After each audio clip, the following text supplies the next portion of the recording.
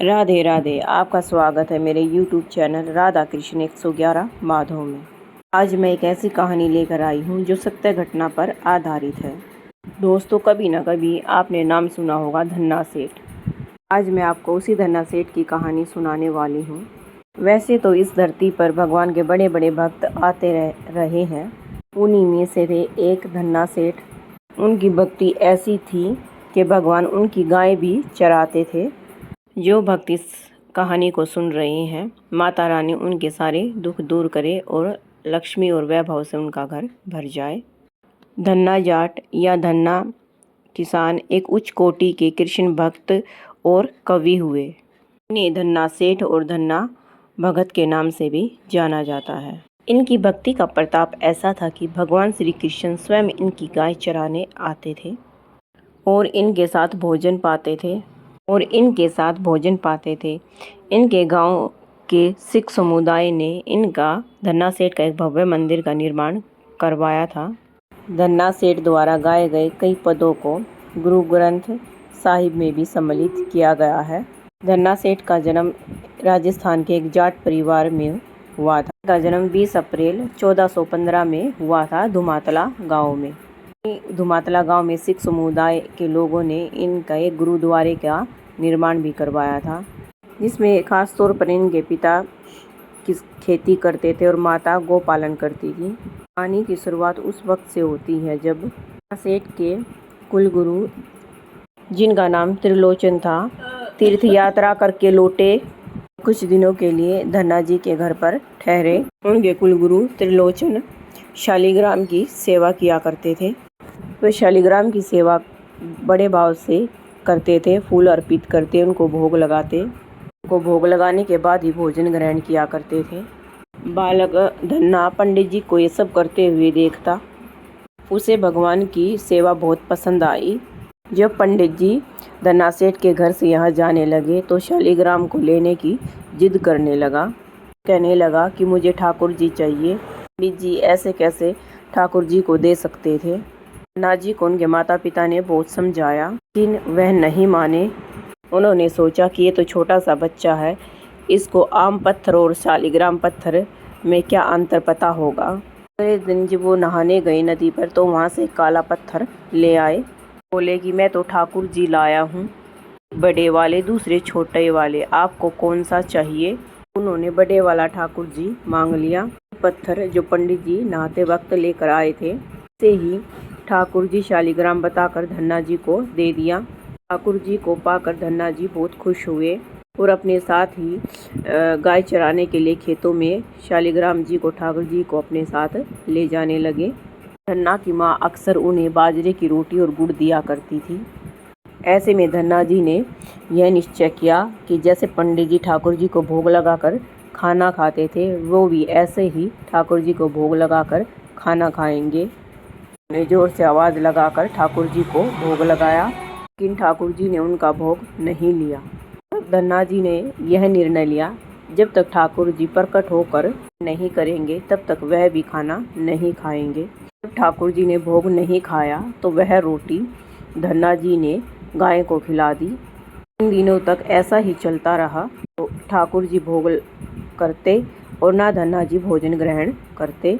चौथे दिन फिर से धन्ना जी की माता जी रोटी लेकर आई। धन्ना जी खेतों में जोर जोर से रोने लगे और ठाकुर जी से गुहार लगाने लगे। वो बोले, आप बड़े वाले ठाकुर जी हैं, आपको तो सभी लोग 56 भोग चढ़ाते होंगे। हालांकि 3 दिन से भूखा और परेशान हूँ, आपको मुझ पर दया नहीं आती है। मुझ पर थोड़ी दया करके ही भोग लगा लो, इससे मैं भी कुछ खा सकूँ, क्योंकि पंडित जी ने कहा है आपको खिलाए बिना कुछ नहीं खाना। इसके लिए पहले आप खा लो, उसके बाद ही मैं कुछ खा सकूँगा। धन्ना जी से की गई भोलेपन से प्रार्थना सुनकर श्री कृष्ण जी साक्षात प्रकट हो गए। अपने ठाकुर जी को देखकर धन्ना जी बहुत प्रसन्न हो गए। सेठ ने माँ के द्वारा दी गई हुई बाजरे की रोटी, गुड़ और साग दिया। ठाकुर जी बड़े चाव से रोटी खाने लगे। 4 रोटियों में से 2 रोटी ठाकुर जी ने खा ली। जब ठाकुर जी तीसरी रोटी खाने लगे तब धन्ना जी ने ठाकुर जी का हाथ पकड़ लिया। सारी रोटियां आप ही खा जाएंगे क्या? मुझे भी तो भूख लगी है, मैंने तो 4 दिनों से कुछ भी नहीं खाया। रोटी आपने खा ली और 2 रोटी मेरे लिए छोड़ दो। के बाद ठाकुर जी मुस्कुराने लगे और 2 रोटियां धन्ना जी ने खाई। भोग लगाकर खाना अब उनका रोज़ का नियम हो गया था। जी जब खेतों में गाय चराने जाते तो खेतों में ही ठाकुर जी के साथ भोजन ग्रहण करते। और ठाकुर जी ने धन्ना सेठ को कहा, तुम मुझे हर रोज़ रोटी खिलाते हो, मैं मुफ्त में रोटी नहीं खाना चाहता, मैं तुम्हारे लिए कुछ काम कर दूंगा। धन्ना जी ने कहा, मैं तो बालक ही हूँ, केवल गाय ही चराता हूँ, मैं आपको क्या काम बता सकता हूँ। तब ठाकुर जी ने कहा कि मैं तुम्हारी गाय ही चरा दिया करूँगा। दिन के बाद से ठाकुर जी धन्ना जी की गाय चराने लगे। एक बार धन्ना सेठ ने ठाकुर जी से पूछा कि आप मुझे अपने हृदय से क्यों नहीं लगाते हैं। जी ने कहा, मैं तुम्हारे सामने प्रत्यक्ष रूप से प्रकट हो गया हूँ, पूरी तरह से मैं जब मिलता हूँ। सतगुरु जीव को जब अपना लेते हैं, तुमने किसी गुरु की शरणागति ग्रहण नहीं की है, ये मैं तुम्हें अपने हृदय से नहीं लगा सकता। धन्ना जी ने बोला ठाकुर जी को, मैं तो जानता नहीं गुरु किसे कहते हैं, फिर मैं किसे अपना गुरु बनाऊं। तो ठाकुर जी ने कहा कि काशी में रामानुजाचार्य मेरे ही स्वरूप में विराजमान है, तुम जाकर उनकी शरण ग्रहण करो। धन्ना सेठ ने ठाकुर जी के कहने पर काशी में जाकर रामानुज जी की शरणागति प्राप्त कर ली। मैं धन्ना जी की आयु 15-16 वर्ष के आसपास थी। धन्ना जी को रामानुजाचार्य ने अपने शिष्य के रूप में स्वीकार कर लिया। उनको आदेश दिया कि अब तुम अपने घर चले जाओ। धन्ना जी बोले, गुरुजी अब मैं घर नहीं जाना चाहता, मुझे घर जाने का आदेश क्यों दे रहे हैं। गुरुजी बोले, तुम अपने घर चले जाओ, अगर तुम यहीं रहोगे तो तुम्हारा ही कल्याण होगा। तुम अपने घर जाकर खेती किसानी करते हुए, माता पिता की सेवा करते हुए जन करोगे, साथ कई जीवों का उद्धार हो जाएगा। के आदेश पर धन्ना जी घर लौट आए। उसके बाद जैसे ही धन्ना जी घर पहुँचे, ठाकुर जी ने उनको अपने हृदय से लगा लिया। उसके बाद धन्ना जी खूब संत सेवा करने लगे। उनके गांव में कोई साधु संत आते तो वे उन्हें अपने घर ले आते और बड़े प्रेम से उनकी सेवा करते। संतों की सेवा करने के कारण अब दूर दूर से संत उनके घर पधारने लगे। धन्ना जी बड़े सत्कार से उनका स्वागत करते और सभी को भोजन खिलाते। एक दिन धन्ना जी के पिता ने धन्ना जी से कहा, भाई हम लोग गृहस्थ लोग हैं, अगर महीने में एक आध बार कोई साधु आ जाए, उनकी सेवा भी कर दें, वो भोजन भी करा दें, तुम्हारी इन साधुओं से ऐसी दोस्ती हो गई है, कोई साधु चला आता है अपने साथ 1-2 को और ले आता है, यह ठीक नहीं है। हम अपनी खेती बाड़ी का काम करें या साधुओं की सेवा करें। तुम तो अब बालक हो, तुम कुछ कमाते नहीं, हमारा पालन पोषण भी हम ही लोग करते हैं, इससे तुम साधुओं को बुला लाते हो। सरकारी इन निठल्ले साधुओं की सेवा करना ठीक नहीं है, इसलिए एक बात कान खोल कर सुन लो। के बाद तुम किसी साधु को घर लेकर आए तो मैं नहीं घुसने दूंगा। तुम्हें कोई साधु सेवा करनी है तो पहले कमाई करो और अपनी कमाई से साधु संतों की सेवा करो। धन्ना जी की बात सुनकर धन्ना जी उदास हो गए और चुपचाप खड़े हो गए। पिताजी ने धन्ना जी को डांटते हुए कहा, इसके बाद किसी साधु को घर में लेकर मत आना, जाओ खेतों में गेहूं बो कर आओ, तैयार है। गेहूं बोरी में गेहूं रखा है बीज का, इसे बैलगाड़ी में ले जाओ, खेत में बो दो। धन्ना जी ने बैलगाड़ी में गेहूं रख लिया और खेत में बोने चल दिए। धन्ना सेठ थोड़ी दूर ही चले थे, रास्ते में मार्ग में उन्हें 5-6 साधुओं की टोली चलती हुई आती हुई दिखाई दी। धन्ना जी ने बैलगाड़ी से उतरकर प्रणाम किया। संतों ने धन्ना जी को आशीर्वाद दिया। पूछा, इस गांव में धन्ना जी का घर कौन सा है। वह जगत गुरु रामानंद जी के शिष्य हैं। छोटी सी उम्र में ही उन्होंने भगवान का दर्शन प्राप्त कर लिया है। आते हैं यह सुनकर धन्ना जी संकोच में पड़ गए और वह हाथ जोड़कर बोले, आज मुझे ही लोग धन्ना भगत कहते हैं। संत बोले, भगवान ने बड़ी कृपा की, इनसे मिलने आए थे वो यही मिल गए। ये आप ऐसे भक्त हैं जैसा आपके विषय में हमने सुना था, विमरता है आप में। ये आपके घर चलते हैं, वहीं बैठकर आपसे चर्चा करेंगे। धन्ना ने सोचा, पिताजी ने अब भी साधुओं को घर लाने के लिए मना किया था, मैं बीज बोने की बजाय इन साधु संतों को घर ले गया, जी आसमान सिर पर उठा लेंगे, इन साधुओं को भी भगा देंगे। धन्ना जी कुछ विचार कर बोले, महाराज अभी कोई नहीं है, खेतों की तरफ जा रहा हूँ, आप मेरे साथ वहीं चलिए। तो बोले ठीक है, हमें तो आपसे मिलना था, जहाँ ले चलेंगे हम वहीं चलेंगे। फिर धन्ना जी उन सभी साधुओं को अपने खेत में ले गए। एक पेड़ के नीचे बने चबूतरे में बैठकर बोले, महाराज आप पर कुछ देर विश्राम कीजिए, तक मैं आपके भोजन की व्यवस्था करता हूँ। यह कहकर धन्ना जी वहाँ से बैलगाड़ी लेकर चले गए। गाड़ी लेकर धन्ना जी सीधे बनिए की दुकान पर पहुँचे। गाड़ी में जो गेहूँ बोने वाला बीज रखा था उसे बनिए को बेच दिया। दाल बाटी और चूरमा बनाने का सारा सामान खरीद लिया। लेकर धन्ना जी खेत पहुँचे। संतों के साथ मिलकर बहुत अच्छा दाल बाटी और चूरमा बनाया। भगवान को प्रसाद का भोग लगाने के बाद उनसे उन्होंने संतों को भोजन करवाया। बीच भागवत चर्चा भी होती रही। संतों को भोजन कराने के बाद बड़े प्रेम से विदा भी कर दिया। संतों के जाने के बाद धन्ना जी सोचने लगे कि बीजों को बेचकर संतों को भोजन करा दिया, खेत में क्या बोया जाए। पिताजी से दोबारा बीज मांगने गया तो पिताजी बहुत नाराज होंगे। ऐसा सोचकर धन्ना जी ने उस बोरियों में रेत को भर लिया और आसपास के लोगों को देखकर उस रेत को ही खेत में बोने लगे। जी ने राम का नाम लेकर बोरियों वाली रेत सारे खेत में छिड़क दी। पास के लोग देख रहे थे कि धन्ना सेठ खेतों में गेहूं बो रहे हैं। वो तो खेतों में रेत बो रहे थे। बोने के बाद या जोतने के बाद धन्ना जी बड़े प्रसन्न मन से अपने घर की ओर चल पड़े।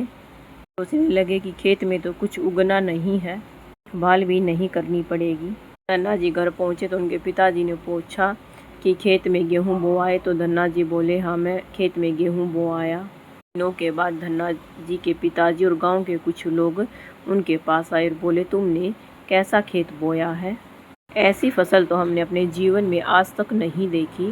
गेहूं का एक एक दाना समान दूरी को नाप कर बोया गया है। सुंदर फसल तो हमने आज तक नहीं देखी। ये सब तुमने कैसे किया? जी सोचने लगे कि ये सब उनको ताने मार रहे हैं, कुछ उगा ही नहीं होगा इसलिए बातें बोल रहे हैं। जी ने स्वयं खेत पर जाकर देखा। धन्ना जी ने खेत में जाकर देखा तो वह यह देखकर आश्चर्यचकित रह गई। देखा कि जिस खेत में उसने रेत बोई थी वहाँ फसल उगाई थी। सुंदर फसल उन्होंने कभी नहीं देखी थी। तो देखकर धन्ना सेठ को भगवान की कृपा का एहसास हुआ। उनकी आंखों से आंसू निकल आए। सेठ जोर जोर से रोने लगे। धन्ना सेठ के पिताजी व अन्य गांव के लोगों ने रोने का कारण पूछा। धन्ना जी ने रोते रोते सारी घटना कह सुनाई। जी, जब आपने संतों को घर लाने के लिए मना किया था, खेत बोने के लिए जो गेहूं दिया था, मुझे मार्ग में कुछ संत मिल गए थे। संतों को अपने खेत में ठहराया और बीज वाला गेहूं बानिया को बेचकर मैंने उनको भोजन करवाया। बाद खेतों में मैंने रेत बो दी। बोने के बाद यह फसल कैसे उगाई मुझे नहीं मालूम। जी की ये बात सुनकर उनके पिताजी के भी आंसू निकल आए। बोले कि मेरे धन्य भाग, ऐसे पुत्र ने मेरे घर जन्म लिया। आज के बाद हम तुम्हें रोकेंगे नहीं, खूब साधु बुलाओ, खूब संत सेवा करो, तुम्हें अब कभी मना नहीं करेंगे। मैं भी तुम्हारे साथ भगवान की भक्ति किया करूँगा और संतों की सेवा किया करूँगा। उसके बाद धन्ना जी और उनके परिवार वाले खूब संत सेवा करने लगे। उसके बाद धन्ना जी की उगाई हुई फसल का काटने का समय आ गया। फसल से 50 गुना ज़्यादा गेहूँ निकला। गेहूँ इतना ज़्यादा था कि उसे रखने तक की जगह नहीं मिली। सभी लोग धन्ना जी की फसल देखकर आश्चर्य करने लगे। पर ठाकुर जी ने खुद ही धन्ना जी की परीक्षा लेनी चाहिए। धन्ना जी के गांव में अकाल पड़ गया था, फिर भी धन्ना जी गांव के लोगों और संतों को खाना खिला रहे थे, गरीबों में अनाज बांट रहे थे। धीरे धीरे उनका भी अन्न भंडार समाप्त होने लगा। धन्ना जी ने निर्णय लिया, तब तक वह सक्षम है तब तक यह सब की सेवा करेंगे। सेवा को देखकर ठाकुर जी स्वयं एक संत के रूप में उनके घर आए। एक बीज दिया, इस बीज को लेकर खेत में लगा आओ, उससे जो भी मिलेगा उसे गांव वालों में बांट देना। ऐसा ही किया, लेकिन गांव वाले उन्हें पागल कह रहे थे कि इस सूखे में कौन सी फसल होगी। जब उन्होंने देखा फसल हुई तो आश्चर्य का ठिकाना ना रहा। फसल लहरा रही थी। ऐसा है, जब धन्ना जी ने खेतों में पकी फसल जब लग गई, धन्ना सेठ के खेत में बड़े बड़े तुम्बा के फल दिख रहे थे जो पक गए थे। अब सोचा कि दान करने के लिए तो अब कुछ है नहीं, तुम्बा से कमंडल बनाकर संतों को दिया करेंगे। खेत में लगे सभी तुम्बा के फलों को तोड़कर घर ले आए। घर आकर एक तुम्बा के फल को कमंडल बनाने के लिए उन्होंने काटा। जब तुम्बा को काटा तो देखा कि यह तुम्बा हीरे जवाहरात और से भरा हुआ था। कीमती रत्नों से भरा देखकर वह आश्चर्यचकित रह गए। आज तो तुम्बा की पूरी फसल थी, ताकि सभी तुम्बा के फलों में ऐसे कीमती रत्न भरे हुए थे। भरे रत्नों से तुम्बा को भरा देखकर धन्ना जी को उन संतों की याद आई, उनको तुम्बा के बीज दिए थे। धन्ना जी उन लोगों की सेवा करने लगे। वह अकाल कई वर्षों तक चला। मैं धन्ना जी ने अपने गांव और गांव के आसपास के गांव में लंगर शुरू करवा दिया। तो उस गांव के लोग और आसपास के लोग तीनों समय धन्ना जी के लंगर में ही भोजन ग्रहण करते थे। सेठ ने अपने जीवन काल में कई धर्मशालाएं, बावड़ियां, मंदिर, तालाब, बावड़ियां, कई धर्मशालाएं भी बनवाई। जरूरतमंद लोगों की और साधु से संतों की मदद की। धन्ना जी को धन्ना सेठ कहकर बुलाने लगे।